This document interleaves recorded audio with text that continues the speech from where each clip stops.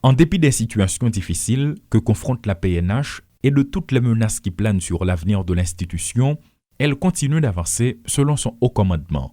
Malgré les commentaires défavorables à son encontre, ce corps vieux d'un quart de siècle vient d'accueillir 94 inspecteurs, dont 87 hommes et 7 femmes. À cette occasion, le directeur général de l'Académie nationale de police, Jean-Gardy Muscadin, présente la nouvelle cohorte. Sur un effectif avoisinant 1 millier, seulement 400 avaient finalement réussi. Ces inspecteurs élèves de la 3e cohorte sont parmi les 100 premiers de ces élus à être revêtus de la tenue cérémonielle aujourd'hui en raison de leur mérite individuel.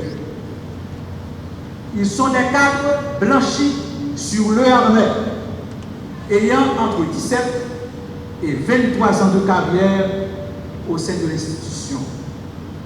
Rentrée à l'académie le 6 décembre 2020, cette cohorte d'inspecteurs a suivi le programme court de formation initiale d'inspecteurs de police, code 260, d'une durée de 525 heures, équivalent à 35 unités, comportant 12 modules de formation.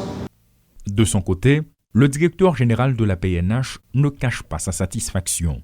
Toutefois, Léon Charles, après son intervention de la veille pour fustiger le comportement des unités spécialisées qui ont brutalisé le citoyen Siméon Peggy à Ouanamet, n'y va pas par 4 chemins. Il exige de cette promotion qu'elle fasse preuve de professionnalisme. Je vous invite à faire preuve de professionnalisme sur le terrain. Nous avons pris un engagement. Vous m'avez promis de nous aider à changer cette police, à remonter la pente. Je vous assure sur le terrain. Les moyens qui seront mis à ma disposition, je les mettrai sur le terrain pour que vous ayez le minimum. Vous n'aurez jamais le maximum de besoin, de matériel dont vous avez besoin. Mais avec le minimum, sachez que la meilleure ressource que vous aurez sur le terrain, c'est vous. Assistant également à cette activité, l'ambassadeur du Canada en Haïti, Stuart Savage, a renouvelé l'engagement de son pays à assister la PNH. Le Canada a toujours été un allié fidèle en termes de relations bilatérales et le demeure encore afin de permettre à cette institution d'être plus efficace. Être inspecteur est plus qu'une profession. C'est une vocation. Une vocation qui contribue largement à assurer la réalisation du mandat de PNH. Dans la chaîne de commandement, l'inspecteur joue un rôle clé en étant un modèle pour ses collègues et représente un haut degré de professionnalisation qui doit être affiché, renforcé et honoré tout au long de sa carrière. Représentant le gouvernement, le ministre de la Justice a mis l'accent sur la conjoncture sociopolitique que traverse le pays, marquée par de nombreux actes de violence.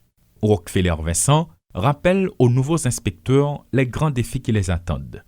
Ils viennent d'être promus, certes, mais il n'est pas question de leur accorder un répit. La tenue du référendum est prévue dans quelques jours, donc l'instauration d'un climat sécuritaire est une priorité. Des défis à court terme, comme l'amélioration de la situation sécuritaire, l'organisation du référendum le 27 juin prochain et les élections générales à la fin de l'année attendent la PNH. Je demande au commandant en chef de vous affecter au plus vite à votre poste car la nation attend votre rapport sur le terrain. Montrez de quoi dont vous êtes capable.